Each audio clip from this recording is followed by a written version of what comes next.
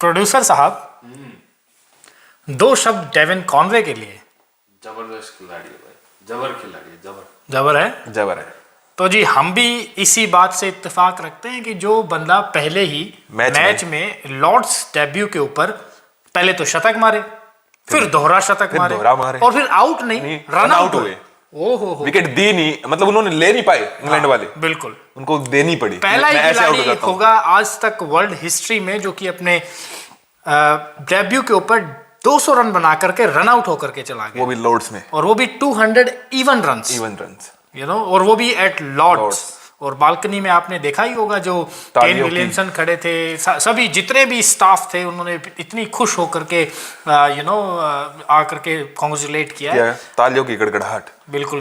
कल Faf du Plessis जो कि साउथ अफ्रीका के कप्तान रहे, उन्होंने भी बाहर निकल करके अपनी स्किन से बाहर निकल करके आके कहा है कि भाई Devon Conway you would have been a real good player for South Africa. तो ये भी एक बहुत ही अच्छी बात है। डेविन कॉनवे का भी जो बर्थ है वो जोहान्सबर्ग में हुआ था, और जो फैफ ड्यूप्लेसिस हैं उन्होंने भी काफ़ी क्रिकेट खेली है जोहान्सबर्ग में। तो एक अच्छी बात है कि आई एम श्योर कि दोनों ने साथ में भी क्रिकेट खेली ही होगी। पर कल आकर के फैफ ड्यूप्लेसिस ने काफ़ी तारीफ करी है डेविन कॉनवे की। तो आज हम किस चीज़ के ऊपर बात करने वाले हैं? ऑफ कोर्स आज डेविन कॉनवे के ऊपर तो बात होगी, उनके डबल सेंचुरी के ऊपर बात होगी। इंग्लैंड वर्सेस न्यूजीलैंड का जो ये टेस्ट चल रहा है, आज डे 3 है, कल डे 2, उसके ऊपर बात होगी। पाकिस्तान की जो स्क्वाड अनाउंस कर दी गई है उसके बारे में भी बात होगी। कुछ आईसीसी के और इश्यूज हैं उसके ऊपर भी बात होगी। तो और कुछ 2-3 प्लेयर्स के स्टेटमेंट्स आए हैं, जैसे कि रविचंद्रन अश्विन है, फैफ ड्यूप्लेसिस की बात करें तो इन सभी इश्यूज को, इन सभी टॉपिक्स को हम अपने इस शो जिसका नाम है क्रिकेट पिल्स, उसके अंदर उठाने की कोशिश करेंगे। सबसे पहले स्वागत करते हैं हम आपका, we are 2 idiots from internet, और welcome you all in our show जिसका नाम है क्रिकेट पिल्स। और उम्मीद करते हैं कि आप जहां भी होंगे अच्छे होंगे और अपनी फैमिली के साथ में टाइम स्पेंड कर रहे होंगे। सिर्फ अपना ही नहीं, अपने दोस्तों का, अपने परिवार वालों का, अपने रिलेटिव्स का भी ध्यान रखने होंगे। तो रवि जी, कल का जो डे 2 है उसकी कुछ समरी दीजिए मुझे, आपको कैसा लगा कल का डे 2, और आपके लिए पिक ऑफ द डे 2 क्या था? मार्क वुड का स्पेल जिन्होंने अमेजिंग रहा। बिल्कुल, उनको ब्रेक थ्रू दिलाए, बिल्कुल, एक नहीं, दो नहीं, तीन ब्रेक थ्रू, वो भी 6 ओवर ही किए उन्होंने। लाइक 20 ओवर तक मार्कवुड को कोई विकेट नहीं मिली थी, पर अगले जो 7 ओवर थे उन्होंने उसमें कटाकट करके 3 विकेट निकाल दिए। बिल्कुल, हेनरी निकोलस को उसमें आउट किया उन्होंने, सेंटनर को उसमें आउट किया, और बीजे वॉटलिंग को भी उन्होंने आउट किया। तो 6 ओवर में 7 ही रन दिए मात्र उन्होंने, और इन 3 बड़े प्लेयर्स को, और जो हेनरी निकोलस को जो उन्होंने आउट किया था, बाउंसर मारी थी एक अच्छी सेटअप करके, पूरा अच्छा सेटअप किया था उन्होंने। हाँ, ये तो अच्छी दिख रहे थे दोनों, पुल के चक्कर में गए और वो पकड़ी गई थी वो। डेफिनेटली बिल्कुल। तो आप सिंगल हैंडेडली जो कॉनवे ने किया है, बिल्कुल खतरनाक इनिंग खेली है, 200 रन। वो भी अदरवाइज आप देखोगे 61 सिर्फ निकोल्स ने किए हैं, उसके बाद तो लोअर ऑर्डर ने कुछ किया ही नहीं। सिर्फ 90 रन के ऊपर 7 विकेट आउट हो गई है लास्ट। वैगनर ने आके 24-29 रन किए हैं वो। बिल्कुल, ठीक है, उसके बाद उन्होंने 200 अकेले बंदे ने बनाए हैं। हाँ, कि लास्ट के जो 7 विकेट्स हैं, इट ओनली टुक 90 रन्स। तो 90 रन्स के ऊपर 7 विकेट्स चली जाती हैं। डेविन कॉनवे अपना डबल सेंचुरी पूरी करते हैं। जो नील वैगनर है उन्होंने भी एक अच्छा 24-25 रन का योगदान दिया है अपनी टीम को। 25 रन उन्होंने किए, उसके अलावा 1 रन, 0-0, 8-9। एक समय तो ऐसा आया था कि जहां पर 9 आउट हो गए थे 338 रन के आसपास। 40 रन की साझेदारी हुई है लास्ट की विकेट के लिए। 338 रन के ऊपर 9 आउट हो गए थे और 378 के ऊपर ऑल आउट हुए हैं। उसके बीच में 40 रन की पार्टनरशिप उन दोनों के बीच बनी है। बिल्कुल, उसके बीच में जो जब क्रिकेट चल रही थी तो डेविड कॉनवे, एक ऐसा समय भी आया था जब डेविड कॉनवे 187 रन के ऊपर आ गए थे, और नील वैगनर वहाँ पे खड़े रहने के बजाय वो हवा में खेलने लगे। फिर आई एम श्योर कि डेविन कॉनवे ने कहा होगा कि भाई डेब्यू है, डबल सेंचुरी बनाना था, पर फिर भी उन्होंने छक्का लगा दिया लॉन्ग ऑफ के ऊपर से। बहुत ही शानदार छक्का जरूर लगाया था, बट उन्होंने हवा में खेला था वो shot, but that is okay. Eventually जो करना चाहते थे, 200 रन बनाना चाहते थे डेविन कॉनवे, वो 200 रन बने, और नील वैगनर भी नॉट आउट ही गए हैं अपने खेमे में। हाँ, वो तो है, क्योंकि वो रन्स के लिए जा रहे थे, ऑनेस्टली उनको यही बोला गया होगा कि जाके रन भी करने, साथ साथ अगर आपको आपके जोन में बॉल मिलती है तो आपको उसको जाके हिट करना है, that's it.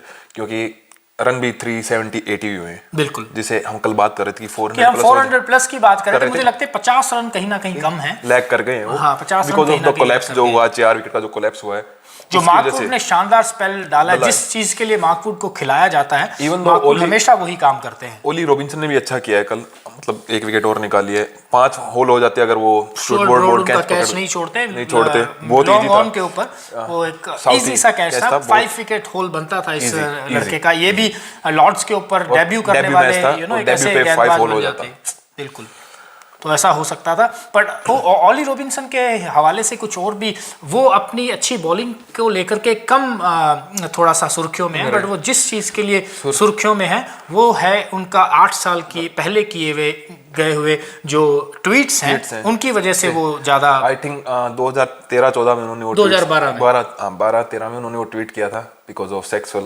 Something like that. उन्होंने एक्चुअली वो ससेक्स की तरफ से खेल रहे थे, तो ससेक्स की तरफ से खेलते हुए उनसे उनके हाथ से जब कॉन्ट्रैक्ट छीन लिया गया था, तब उन्होंने थोड़ा सेक्सिस्ट कमेंट्स किए थे, थोड़ा रेसिस्ट कमेंट किए थे। उसके बाद उन्होंने सॉरी मांगी है, दैट इज ओके, जो हो गया वो पास्ट था, बट बॉलिंग बहुत अच्छी की है। बिल्कुल, तो ससेक्स की तरफ से खेलते हुए तब ससेक्स के कुछ एडमिन्स ने बाहर आकर के खुद भी ट्वीट्स किए थे कि जो ये ऑली रॉबिन्सन है वो एक ऐसे प्लेयर हैं जो डिसिप्लिन में नहीं है, डिसिप्लिन में रहना नहीं जानते। उन्होंने कुछ कोड ऑफ कंडक्ट ब्रीच किए थे जो कि ईसीबी के डोमेस्टिक डोमेस्टिक के हवाले से आते हैं, वो भी उन्होंने कुछ ब्रीच किए थे। तो यस, वो 18-19 साल की जो उम्र थी उस समय के ऊपर उनसे वो गलत ट्वीट्स हो गए when he was playing from Sussex, but कल उन्होंने जरूर आकर के माफ़ी मांगी। जब तक लंच हुआ तब तक तो जो ट्विटर के ऊपर अंबार सा आ गया था, सब लोग पीछे पड़ गए थे ऑली रॉबिन्सन के उन पिछले कमेंट्स के ऊपर। मैच से पहले ही स्टार्ट हो गया था ये कि कि इन्होंने वो कमेंट किया है, वो किया है, तो उन्होंने उससे पहले, मैच से पहले ही ट्वीट कर दिया था कि मैं अपनी परफॉर्मेंस से कुछ बोलना चाहूंगा अब, और उन्होंने सॉरी ऑलरेडी बोल दी थी मैच से पहले, ठीक है, और उनका समर्थन किया था, आई थिंक तो उनका सभी ने समर्थन किया था, क्योंकि वो एक ऐसी यंग एज में थे जहाँ पे हम भी जब 17, 18, 19 साल के थे, हमें भी पता है कि our mind was also not mature enough to comment about such situations or such conditions. It's not about age. गलती हो जाती है, कभी भी हो सकती है गलती, और हम इंसान ही हैं। इस तरीके की गलती जो कमेंट उन्होंने किए हैं वो 31, 32, 35 साल की उम्र में आकर के कोई नहीं करता, ज्यादा नहीं होती है, हो जाती है, बच्चे हैं, सीख रहे हैं, लर्निंग फेज में है वो, तब ऐसी गलतियां हो सकती है, डेफिनेटली हो जाती है, क्योंकि ज्यादा अनमेच्योर होते हैं, आपके पास एक्सपीरियंस नहीं होता है आपके पास, तो वैसी गलतियां हो जाती हैं। That leave it that one, तो वो तो हम चलो उसकी बात नहीं करते हैं, पर उनकी परफॉर्मेंस की बात करेंगे जो उन्होंने बॉलिंग की है। बिल्कुल मजा आ गया देख के, बहुत ही शानदार बॉलिंग की है। ज़्यादा पेस नहीं है उनके पास में, अगर आप देखें तो ऐसा नहीं है कि 150, 145 या 140 के ऊपर भी वो कंसिस्टेंट बॉलिंग करते हैं, ऐसा नहीं है, बट वो जहां बॉलिंग करते हैं, जो उनके एरियाज हैं, वो एरियाज उनके अच्छे हैं, वो दोनों तरफ बॉल को स्विंग करवाते हैं, अच्छी बॉल की ग्रिप है, बड़े बड़े हाथ हैं, पूरी बॉल समा जाती है उनके हाथों में। जैसे एंड्रू फ्लिंटॉफ की, मुझे उनके बॉल को उनके हाथ में देखे मुझे एंड्रू फ्लिंटॉफ की याद आ गई कि इतने बड़े हाथ होते थे और बॉल को पूरा संभाल लेते थे अपने हाथों में और फिर जाकर के बॉल करते थे, और जो भी चाहते थे बॉल से बॉल वो करती थी। क्योंकि वो लंबे कद काठी के प्लेयर हैं,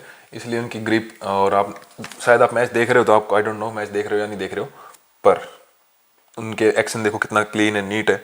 इवन दो आप जब उनका देखोगे कि वो जब जंप लेते हैं बॉलिंग से पहले, तो लैंडिंग बहुत ईजी है, स्मूथ है, बिल्कुल, और उनकी जो सीम पोजीशन है, इन एंड आउट दोनों बहुत अच्छी है। बिल्कुल, नहीं अच्छे लंबे चौड़े कद के गेंदबाज हैं, अच्छे पहले ही मैच में अच्छा परफॉर्म भी किया, और ऐसा नहीं है कि पिच बहुत ही अच्छा खेल रही थी, उन्होंने अच्छे बॉल डाल करके अच्छा परफॉर्मेंस दिया है। ऐसा पिच से मदद होती है तो ऑब्वियसली बॉलर और अच्छा करता है, और 4 विकेट निकालना तो अपने आप में कोई भी पहले, और सबसे ज्यादा इकोनॉमिकल बॉलर रहे, उन्होंने 2.7 की इकोनॉमी से रन दिए हुए। उनके बाद में जो स्टुअर्ट ब्रॉड है, उनको चाहे विकेट नहीं मिली है, बट बैट्समैन को एक एंड के ऊपर रखने में उन्होंने भी काफी बड़ी भूमिका निभाई है, और उन्होंने जस्ट थोड़ा सा ऊपर गए हैं वो ओली रॉबिन्सन से, 2.9 की इकोनॉमी से रन दिए, बट ओवरऑल उनको नहीं मिली है, वो थोड़ा डिसपॉइंट होगा, लेकिन अच्छी बॉलिंग की है ओवरऑल, क्योंकि उन्होंने कमबैक कर लिया इंग्लैंड ने, ऑनेस्टली, क्योंकि कल के लास्ट के सेशन में आप देखोगे 2 विकेटें आते निकल गई थी उनकी भी। बिल्कुल, और उसके बाद भी फिर अच्छी बॉलिंग करी आते ही कल टिम साउदी ने भी पहले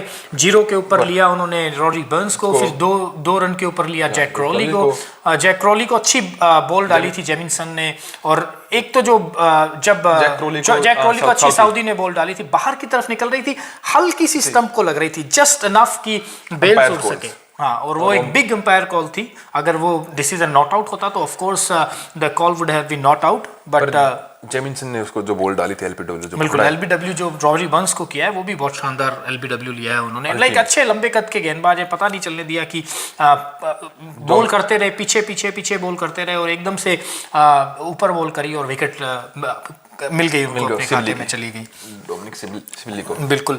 उसके बाद में जो कल का दिन फिर से कहना चाहूँगा कि कल का जो दिन था वो डेवन कॉनवे के खाते में गया है। डेवन कॉनवे जो है वो पूरी क्रिकेट की हिस्ट्री में पहले ही मैच में शतक बनाने वाले 111वें बल्लेबाज बने हैं, कि उनसे पहले 110 बल्लेबाज थे जिन्होंने पहले डेब्यू के ऊपर आते ही शतक मारा था। उसके बाद में जो डेवन कॉनवे हैं वो 111वें बल्लेबाज बनते हैं। और इत्तेफाक की बात देखिए कि कल शाम होते होते इंग्लैंड का स्कोर भी 111 ही था, तो इधर भी नेल्सन उधर भी Nelson. What is a Nelson? Nelson is a 111 when it is 111 that is what called Nelson. और जब नेल्सन आया करता था स्कोर बोर्ड के ऊपर back in those days when David Shepherd used to do umpiring, जब भी नेल्सन आया करता था 111 आया करता था, 222, 333 anything with triple and repeating the same digit, जब ऐसा हुआ करता था तब वो अपने दोनों पैरों के ऊपर खड़े नहीं होते थे, वो कभी एक पैर के ऊपर कभी दूसरे पे, कभी एक पे कभी दूसरे पे, तो इस तरीके का वो किया करते थे। तो इसी से आप देख लीजिए कि 111 रन ही कल इंग्लैंड ने बनाए हैं और 111वें ही बल्लेबाज डेवन कॉनवे बने हैं। तो ये भी एक बहुत ही इंटरेस्टिंग फैक्ट है। डेफिनेटली। चलिए आज का दिन देखने का होगा, क्योंकि आज होगा डिसाइडर दिन। अगर आज इंग्लैंड खेल जाता है, आज इंग्लैंड अच्छा खेलता है बिल्कुल। तो कल एक अच्छा रिव्यू भी लिया जो रूट ने जो ड्रिग्रैन होम कहा, अच्छी बॉल करी थी और अंदर की तरफ आ रही थी, वो लग रहा था कि इनसाइड एज लग रहा था। बिल्कुल, मुझे भी ऐसा लगा कि थोड़ा सा इनसाइड एज है, बट वो पहले पैड फर्स्ट था and then it touches the bat, तो फर्स्ट इट वाज पैड और फिर उसने बैट को लिया। तो अच्छा रिव्यू लिया कल जो रूट ने भी, बिल्कुल बहुत ही शानदार रिव्यू लिया। और मार्कवुड ने आकर के जो गेम चेंज किया उसके बाद में कंप्लीट, मतलब कि ये लग रहा था कि कि गेम चेंज सच में ही चेंज कर दिया था। आप देखोगे, क्योंकि एक टाइम पे लग रहा था कि न्यूजीलैंड वही जो हमने कल बात की थी 450 के आसपास का स्कोर रहेगा, बिल्कुल। बट जो 4 विकेट जो कोलैप्स किए और उन्होंने आके जल्दी जल्दी निकाल दिया है, उसकी वजह से 378 वही अगेन 50 रन मुझे लगता है कि थोड़े कम रह गए। बिल्कुल, ये नहीं बोल रहा हूँ स्कोर कम है, अगर रूट अगर खड़े रहते हैं तो 400 तो बन ही जाएंगे। 400 रूट अगर खड़े रहते हैं, पर आने वाले बैट्समैन डैनियल लॉरेंस हैं, ओली पोप हैं, जेम्स। कल ओली पोप ने क्या शानदार थ्रो मारा है जब डेवन कॉनवे को रन आउट किया है, क्या शानदार फील्डिंग करी थी डैनियल ओली पोप ने, और एक स्ट्रॉन्ग आर्म से नॉन स्ट्राइक के ऊपर थ्रो मारा, अच्छा पिकअप किया वहां पे जो रूट ने और स्टंप को उखाड़ दिया। And there you go Devon Conway was on his way already on his debut 200 मार करके। जैक क्रोलन ने बहुत खतरनाक कैच पकड़ी थी जेमिसन की। हाँ, जेमिसन की वो भी अच्छा सेटअप था वो भी, पर आई डोंट नो कि क्यों इतना अर्ली पुल शॉट के ऊपर गए वो। और तो आपको पता है कि कि कॉनवे एक एंड होल्ड करके रखा हुआ है, you don't need to go for the like कि बड़े शॉट के लिए जाना चाहिए, पुल मार रहे हो आप, बिल्कुल। अगर आप वहां से आराम पे खेल के जाते तो I think 450 plus easy PG हो जाता। बिल्कुल इजी हो सकता था वो, क्योंकि T20 का जो फॉर्मेट लेके चल रहे हैं वही खेल रहे हैं वो भी। तो जी ये तो हुई इंग्लैंड और न्यूजीलैंड के मैच की बात। थोड़ी सी बात अब कर लेते हैं पाकिस्तान ने जो स्क्वाड अनाउंस की है इंग्लैंड के लिए। उसके अंदर पाकिस्तान को टेस्ट खेलने हैं, तीनों फॉर्मेट खेलने हैं, 2020 भी खेलना है, वनडेज भी खेलने हैं। 2020 में एक अनकैप्ड प्लेयर का नाम आया है, आजम खान है वो, जो कि मोइन खान सॉरी आजम खान के फादर एक बड़े पर्सनैलिटी है पाकिस्तान क्रिकेट के अंदर। और मोइन खान आई गेस मोइन खान या मोहम्मद अब्बास की भी वापसी हुई है, नसीम शाह की भी वापसी हुई है, और जो 2020 में तो जो पुराने बैटर हैं हैरिस सोहेल तो कि काफ़ी समय से हिस्सा चल रहे हैं पाकिस्तान क्रिकेट टीम का, उनको ओडीआई में भी इस समय जगह मिली है। इमाद वसीम को भी लिया गया है, वो भी काफ़ी समय से पाकिस्तानी टीम का हिस्सा नहीं थे, पर क्योंकि एक बड़ा टूर है ये इंग्लैंड का वेस्ट इंडीज भी है वहाँ पे हो गई है। बिल्कुल, टेस्ट ओडीआई एंड T20 तो टेस्ट की टीम बता देते हैं। हाँ बता दीजिए आप। बिल्कुल, बाबर आजम उनके कैप्टन रहेंगे, मोहम्मद रिजवान, अब्दुल्ला सफीक, अबीद अली अजहर अली, अफीम अशरफ, फवाद आलम, हारिस रऊफ, हसन अली, इमरान भट्ट, मोहम्मद अब्बास, मोहम्मद नवाज, नसीब शाह, एंड नोमन अली, साजिद खान, सरफराज अहमद, शकील, शाहीन शाह अफरीदी, शाहनवाज धनानी, यासिर शाह, जाहिद महमूद। और यासिर शाह पे है सब्जेक्ट टू फिटनेस पे। बिल्कुल। और जो ओडीआई और T20 है उसमें सिर्फ बाबर आजम को कैप्टन लगाया गया है और शादाब खान है वो वाइस कैप्टनिंग कर रहे हैं दोनों वाइट बॉल लाइक 2020 में भी और वनडे में भी। तो वाइट बॉल में again Shadab Khan vice captain है और कैप्टन अगेन बाबर आजम है। तो मुझे लगता है कि एक अच्छी टीम सिलेक्टेटर्स ने, जो कि वसीम खान है इस समय पीसीबी के सिलेक्टेटर, उन्होंने अच्छी टीम, काफ़ी समय से वो अच्छी टीम पिक करते आ रहे हैं। उनको अच्छी बैक टैप मिल रही है इन पाकिस्तान की, वो अच्छी टीम चूज कर रहे हैं। तो गुड लक, मुझे लगता है कि एक अच्छी टीम होने वाली है, देखने वाली सीरीज होगी क्योंकि अच्छे प्लेयर पिक किए हुए डेफिनेटली, क्योंकि टूर बहुत बड़ा है ये भी। पहले West Indies, England, West Indies and then कहाँ पे जा रही है पाकिस्तान आफ्टर दैट? जब इंग्लैंड आएगी वापस इंग्लैंड आएगी ना। बिल्कुल, इंग्लैंड पाकिस्तान जाएगी 2 टेस्ट के लिए और 2 2020 के लिए, something like that. I am not very sure if it's 2 test और 2 2020s, बट क्योंकि ये काफी दूर है, बट आई नो कि पाकिस्तान जाने वाली है। 2020 पे आजकल ज्यादा फोकस कर रहे हैं बिकॉज ऑफ 2020 वर्ल्ड कप जो आने वाला है उसके लिए। तो उसमें लिखा हुआ है कि कि एज जितने वो खेल सकते हैं उतने T20 वो कराएंगे, as much as they can, उतने T20 वो करवाएंगे। 3 भी हो सकते हैं, मे बी 5 भी हो सकते हैं, बिल्कुल डिपेंड। उसके अलावा जी जो मोहम्मद सिराज हैं, जो भारतीय टीम का अब रेगुलर हिस्सा बन चुके हैं एटलीस्ट इन टेस्ट स्क्वाड, उन्होंने भी आकर के विराट कोहली की तारीफ़ करी है। उन्होंने कहा है कि यस मैं डोमेस्टिक में अच्छा कर रहा था, बट सिर्फ मैं ही नहीं हूँ जो डोमेस्टिक में अच्छा कर रहा है, काफ़ी भी और भी ऐसे प्लेयर्स हैं जो डोमेस्टिक में अच्छा कर रहे हैं, बट उनको भी पिक करने के लिए एक आई चाहिए होती है, वो विराट कोहली में है। जब जैसी सिराज को पिक किया गया उसके बाद में जो बैकिंग मिली है बड़े भाई से, विराट भैया बोलते हैं उनको, तो बड़े भाई से जो उनको बैकिंग मिली है, जिस तरीके से उन्होंने हेल्प करा है सो फार, सिराज का जो करियर है, वनडे करियर ले लीजिए, सॉरी वाइट बॉल करियर ले लीजिए, चाहे आईपीएल के अंदर ले लीजिए, टेस्ट करियर ले लीजिए, तो उसको शेप करने में उन्होंने विराट कोहली को भी काफ़ी अहम बताया है कि मेरे करियर के लिए। किसी प्लेयर को बनाने के लिए क्या करना पड़ता है? उस प्लेयर को बैक करना पड़ता है। उस प्लेयर को आप जब तक बैक नहीं करेगा वो प्लेयर बनेगा नहीं। कॉन्फिडेंस कहाँ से आया? आरसीबी में खिलाया, आरसीबी में देखा हमने भी 1-2 सीजन में वो फ्लॉप रहे हैं। हाँ, पहले 1-2 सीजन में ही was not as good as he is now. जहाँ हम देख रहे थे, जहाँ हम फॉलो कर रहे थे, सिराज को बहुत रन पड़ते थे,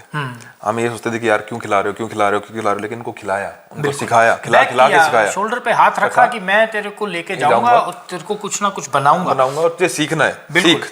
और वो लड़का भी ऐसा है, मेहनती लड़का है। सिराज भी एक मेहनती लड़का है। वो चाहता है कि मैं अपने फैमिली वालों का सपना पूरा करूं, अपने पिताजी का सपना पूरा करूं और इंडिया के लिए खेलूं। और वो जान से खेलता है, जान से बॉलिंग कराता है। यही जज्बा होता है ना खेलने का। जज्बा अगर आप में है तो आप कर सकते हो। उसके पास में सिर्फ स्किल्स नहीं है, उसके पास में he has got something else other than skills. Yes, skills होना इंटरनेशनल क्रिकेट में खेलने के लिए बहुत जरूरी है, बट एक अलग पैशन है सिराज के अंदर। उसको हार्ड वर्क बोलते हैं। हार्ड वर्क आप जब तक नहीं करोगे, नहीं, स्किल्स मैटर नहीं करती। स्किल मैटर करती हैं, पर अगर उस पे हार्ड वर्क नहीं करोगे तो आप ज्यादा लंबे नहीं चलोगे। हाँ, स्किल्स को भी पॉलिश एवरी डे करना पड़ता है। ऐसा नहीं क्योंकि आपके स्किल्स भी पिक हो जाते हैं कि आप शॉर्ट बॉल को अच्छा खेलते हैं तो ये पिक कर लेते हैं, कोचेज हैं, जो स्टाफ हैं, बट आपको कंटिन्यू जिस तरीके से आप जैसे आपको पिक किया जा रहा है वैसे वैसे ही आपको अपने स्किल्स को इम्प्रूव भी करना पड़ता है अपने आप को। की सिचुएशन जो भी, जैसे आप ऑस्ट्रेलिया खेलने जा रहे हैं, आपको प्रिपेयर करना पड़ता है कि ऑस्ट्रेलिया में कैसी पिचेज मिलेंगी मेरे को, कि आप स्टीव स्मिथ को बॉल करोगे, डेविड वार्नर को बॉल करोगे,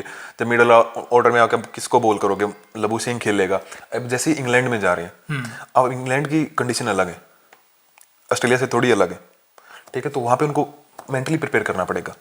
और आई थिंक फर्स्ट दौरा ही है सिराज का फर्स्ट दौरा ही होगा, ये फर्स्ट सीजन है, तो लेट्स सी कैसा करते हैं सिराज में। देखने के मैं भी आपको ने भी एक बार आई रिमेंबर कि जब सीरीज चल रही थी इंडिया और वेस्ट इंडीज की, उन्होंने अच्छे बैक टू बैक 3 मैचेस थे, 3 मैचेस उन्होंने बैक टू बैक 50 लगाई थी 2 मैचों के अंदर। उस समय के ऊपर आकर के प्रेस कॉन्फ्रेंस में सवाल पूछा गया कि आप अपने खुद के गेम को कितना बैक करते हैं, तो वो कहता है कि पंट वाज लाइक कि there is nothing called natural game, आपको टीम की कंडीशन के हिसाब से अडॉप्ट करना होता है और उसी तरीके की क्रिकेट खेलनी पड़ती है। तो डेफिनेटली बिल्कुल सिचुएशंस को अडॉप्ट तो करना ही पड़ेगा और उसी तरीके की क्रिकेट खेलनी पड़ेगी। जहाँ पे जाओगे आपको देखना पड़ेगा सिचुएशन कैसी है, या फिर इवन दो अगर कोई मैच फंस चुका है तो आपको सूझबूझ से खेलना पड़ेगा। बिल्कुल बिल्कुल। कि आपके शोल्डर पे आपको रिस्पॉन्सिबिलिटी लेनी पड़ेगी कि मैच की कंडीशन ये है, मुझे इस तरीके से खेलना पड़ेगा, मैं थोड़ा सा हट के खेलता हूँ आज। बिल्कुल।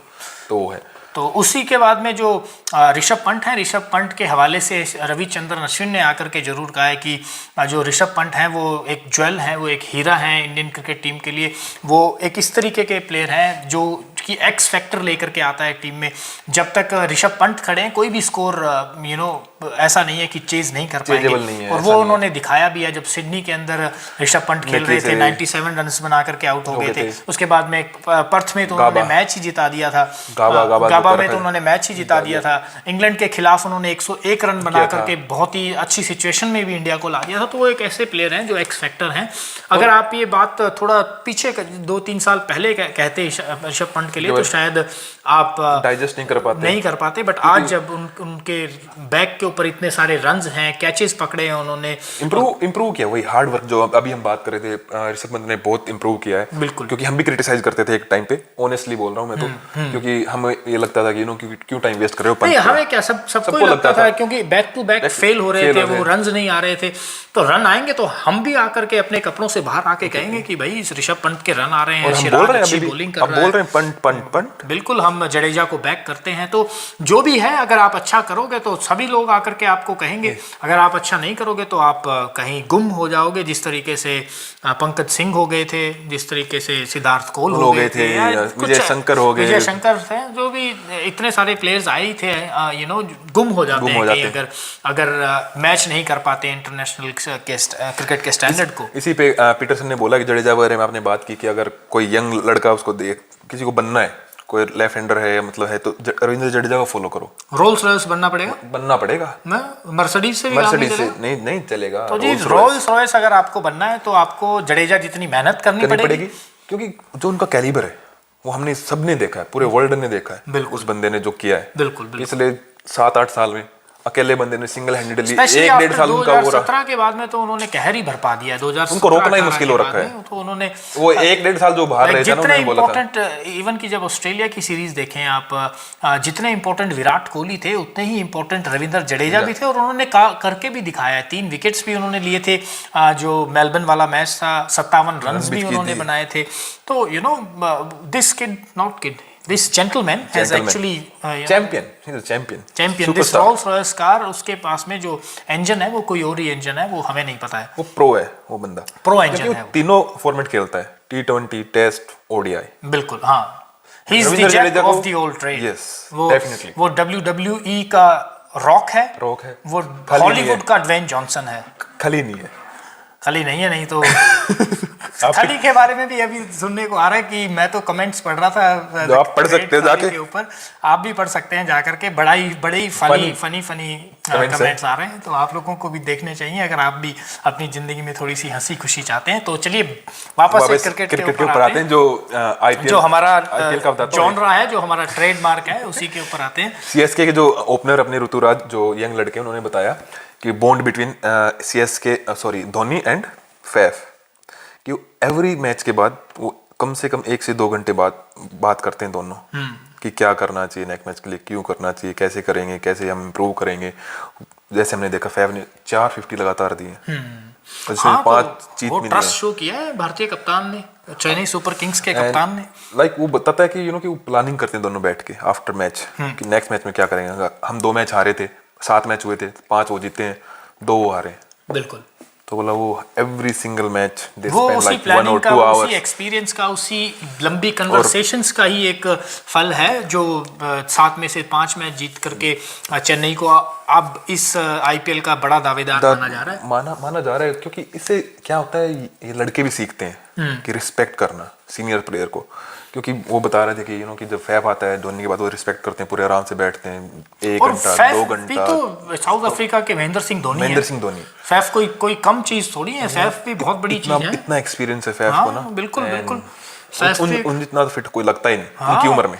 और क्या, तो उनके जब यहाँ से बैक मसल्स निकलते हैं उनका, उनकी आप ट्राई देख लो, फोरआर्म्स देख लो, ही इज अ सॉलिड गाय। उन्होंने अपने आप को एक बेहतरीन फिट रखा हुआ है, एक एथलीट बना करके रखा हुआ है। जैसे आप टॉप क्लास एथलीट्स में उनका नाम ले सकते हैं, रविंद्र जडेजा, विराट कोहली, ऐसे जो बड़े बड़े टॉप एथलीट्स हैं उनके, एंड्रू फ्लिंटॉफ, चलो back in those days, Ben Stokes हो गया इस समय के ऊपर, डेविड वार्नर, मैथ्यू वेड भी अच्छे फिट है, उनके यहाँ से बढ़िया बैक मसल्स। हाँ, मैथ्यू वेड हैं, ये होते हैं बॉल क्रशर करने वाले, मसल करने वाले। आंद्रे रसल वो थोड़े अभी फैटी हैं, थोड़ा ब्रूटल है, थोड़ा फैट भी है, स्किल को कम नहीं किया जा सकता, पर वो ब्रूटल हिटिंग करते हैं ना।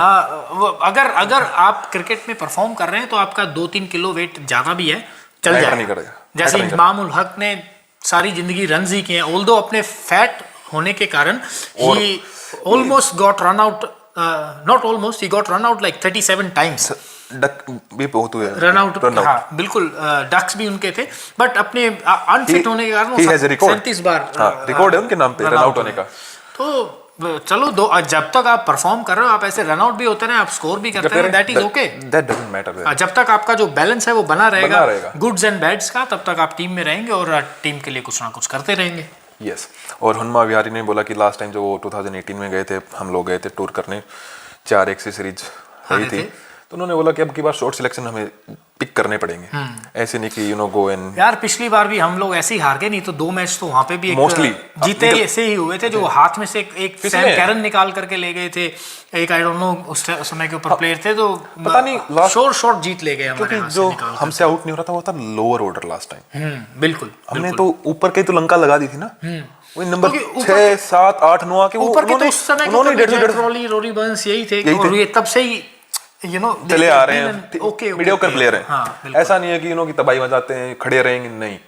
जो हमें ट्रबल कर रहा था वो था लोअर ऑर्डर, लास्ट 2018 का था, वो आके करते थे 120 रन कर दिए, 150 रन कर दिए, 4-5 बंदों ने नीचे आके, दो हमने 180 पे सारे आउट, 6 आउट हो गए, 180 नीचे आके 100 रन बना देते थे, वो 300-320 रन हो जाते थे, तो वो ट्रबल कर रहा था हमें उस टाइम पे। और कुछ है आपके पास, बताओ। I'm done, Mr. Ravi. You tell me. और जो संजय सूर्या है, उनको कोच नियुक्त किया गया मेलबर्न में, मुलग्रेव का। मलग्रेव का, ओह हाउ गुड। मलग्रेव के लिए खेलेंगे, मलग्रेव के लिए सेना नायके भी खेलते हैं, दिलशान भी खेलते हैं, सूरज रणदीप भी खेलते हैं, दिलशान खेल रहे हैं, दिलशान भी खेल रहे हैं, तिरंगा खेल रहे हैं। दिलशान तो खैर अभी आए भी हुए थे पीछे, लड़कों के साथ में, बच्चों के साथ में, उन्होंने एक अच्छा सेशन भी स्पेंड किया था। उपल तिरंगा खेल रहे हैं, रिटायर्ड अभी जो हुए हैं। अरे वाह। वैसे तो मैं आपको बता दूं, ऐसे 3-4 प्लेयर्स हैं, एक तो वेस्ट इंडीज के हैं, समथिंग मबापुआ, और सूरज रणदीप हैं, एक और प्लेयर हैं जो कि मेलबर्न में अच्छे वेल सेटल्ड हैं, अपने अपने क्लब्स के लिए खेलते हैं, और साथ में बस ड्राइविंग करते हैं जी, पैसा कमाते हैं बस ड्राइविंग से, और गुड मनी है बस ड्राइविंग में, गुड मनी है, और क्रिकेट भी खेलते हैं अपने क्लब्स के लिए, और अपनी लाइफ एंजॉय कर रहे हैं। बिल्कुल, so this is good news. और मुलग्रेव ज्यादा दूर नहीं है, जाकर के देख लीजिए किसी दिन, और जो ये ग्रेट है। टीम इंडिया वहाँ पे पहुंच चुकी है, जैसे हमने आपको कल बताया था, 3 दिन का क्वारंटाइन है, संडे को बाहर आ जाएंगे और प्रैक्टिस स्टार्ट हो जाएगी। बिल्कुल, तो क्योंकि टीम इंडिया ऑलरेडी यहाँ पे क्वारंटाइन करके गई है, इसलिए ये वाला जो क्वारंटाइन है वो छोटा है, छोटा रहेगा, सिर्फ 3 डेज का है, और इसमें प्लेयर्स एक दूसरे से भी नहीं मिलेंगे। चलिए, इंडियन प्लेयर्स, और that's it from us, that's it from cricket pills. और उम्मीद करते हैं कि जो भी आप हमें इस समय देख रहे हैं, वो अपने जो रेड कलर का वहाँ पे बटन है सब्सक्राइब वाला, वहाँ पर रेड कलर का सब्सक्राइब वाला बटन दबाएंगे, और जो क्रिकेट के एनालिसिस हैं, जो क्रिकेट की रोचक जानकारियाँ हैं, जो न्यू अपडेट्स हैं, किसी भी हवाले से, किसी भी टीम के हवाले से, वो हम आप तक पहुँचाते रहेंगे। और अब के लिए लेते हैं अलविदा, और प्लीज़ अपना ध्यान रखो, घर पे रहो, सुरक्षित रहो, गवर्नमेंट की गाइडलाइन फॉलो करो, और हमारा चैनल शेयर करो, सब्सक्राइब करो, सब्सक्रिप्शन का जो नोटिफिकेशन का घंटा बजा दो। चलो, thank you very much boys and girls, thanks, नमस्ते।